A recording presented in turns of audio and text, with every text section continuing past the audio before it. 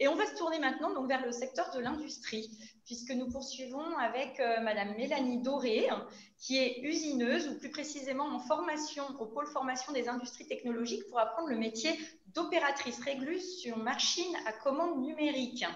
Alors, c'est un terme à rallonge. Vous allez nous expliquer tout ça, en quoi ça consiste. Je vous laisse la parole, Mélanie Doré. Bonjour. Oui, donc effectivement, moi, je suis actuellement donc, au pôle formation, 5889, où je fais une formation d'opératrice régleuse sur machine-outil à commande numérique. Voilà. Donc, c'est des centres d'usinage, en fait, c'est du tournage-fraisage. Voilà. Donc, moi, pendant la formation, je suis surtout entourée de garçons. Je suis la seule. Et donc, nous, ce qu'on fait, donc c'est de l'enlèvement de matière. Donc, on utilise, en fait, on se met sur la machine, on cale une pièce dans la machine, si vous voulez. Ensuite, il faut qu'on jauge des outils, qu'on trouve une origine sur la pièce pour que le programme de la machine puisse s'exécuter correctement. Voilà. Sinon, après, en entreprise, on travaille surtout seul sur ces machines-là. Pour le moment, là, en formation, on est 3 sur les machines parce que on ne s'y connaît pas encore trop bien, donc on s'entraide un petit peu. Voilà, qu'est-ce que je pourrais vous dire d'autre? Alors moi, j'ai un parcours qui est un petit peu atypique parce qu'en fait, à la base, je suis vendeuse. J'ai un CAP et un BEP vente. Voilà. Suite à ça, j'ai fait de l'intérim dans l'aéronautique et dans le milieu automobile. Et donc, ça m'a plu. Voilà, c'est quelque chose qui m'intéressait beaucoup. Du coup, j'ai vu alors, pareil, sur Facebook, j'ai vu qu'on faisait une formation d'usineux. Et du coup, je me suis dit, pourquoi pas. Donc, j'ai contacté mon conseiller Pôle emploi qui m'a inscrit à la réunion d'information. Et puis, donc, pendant cette réunion d'information, tout ce que j'entendais me plaisait beaucoup. Donc, j'ai fait l'entretien et j'ai eu la chance qu'on me prenne dans cette formation. Donc, après, ce qu'on peut faire aussi, c'est un bac pro TU, donc technicien d'usinage, pour faire ce que je fais en suivant le chemin de l'école et pas comme ce que j'ai pu faire. Alors, pour ce métier-là, je pense qu'il faut être consciencieux, il faut être organisé, il faut savoir faire quelques calculs quand même, parce qu'il y a du théorème de Pythagore, tout un tas de choses comme ça.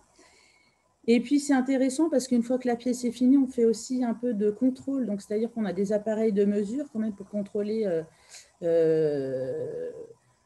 la pièce en bonne et due forme. Et puis, on a aussi de l'outillage. On a des forêts, on a des fraises. C'est très sympathique. Il y a plein de choses.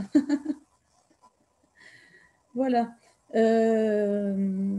Alors, ce qu'il faut savoir aussi, c'est qu'on a des plans. Donc, il faut savoir lire un plan. Pour pouvoir cuisiner la pièce, on a des cotes à respecter avec des tolérances. Voilà. Il y a quand même pas mal de choses à retenir. C'est vrai que depuis le mois de novembre, c'est assez intense la formation. Vous avez parlé de tournage, fraisage. Est-ce que c'est possible d'expliquer ce que c'est? Parce que je ne suis pas sûre que ça parle à tout le monde, ce que c'est, le tournage, fraisage. Alors, le fraisage, en fait, on a une pièce qui est fixée dans la machine. Et là, c'est l'outil qui descend sur la pièce et qui l'usine. Donc, c'est l'outil qui bouge et pas la pièce. Voilà. Le tournage, c'est le contraire, en fait.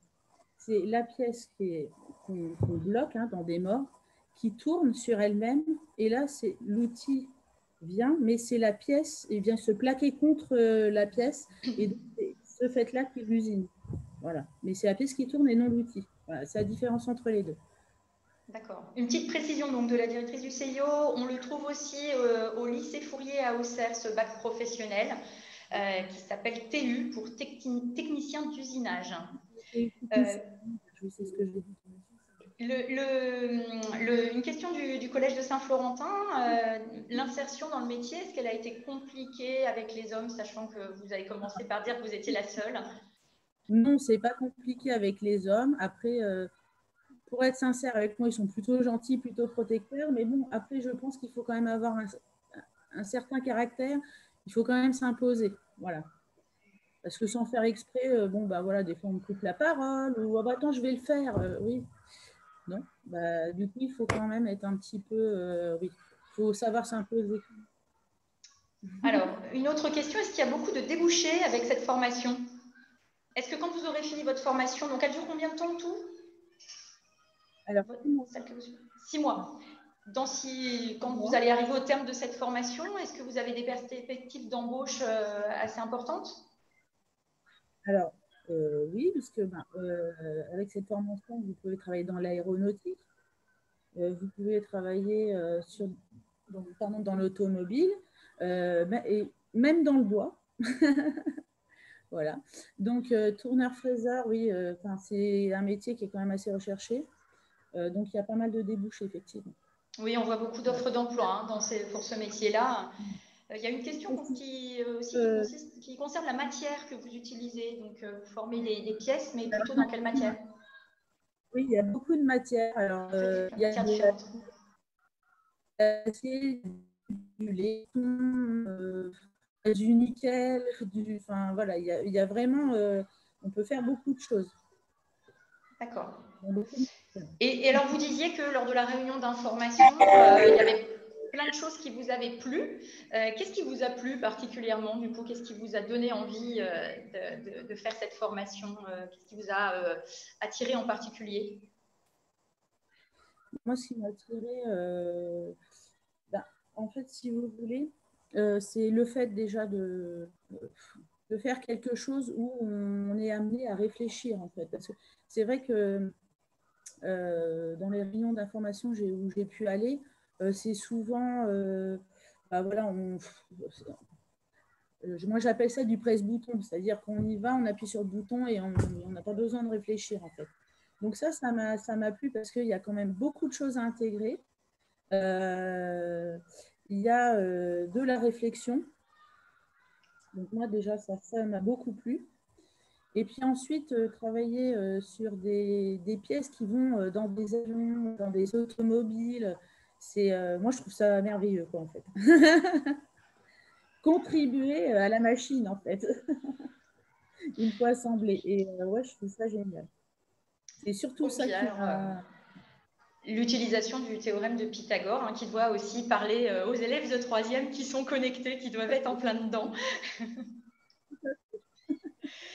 Eh bien, merci beaucoup pour votre présentation, Mélanie, de ce métier qui, je pense, n'était pas très connu.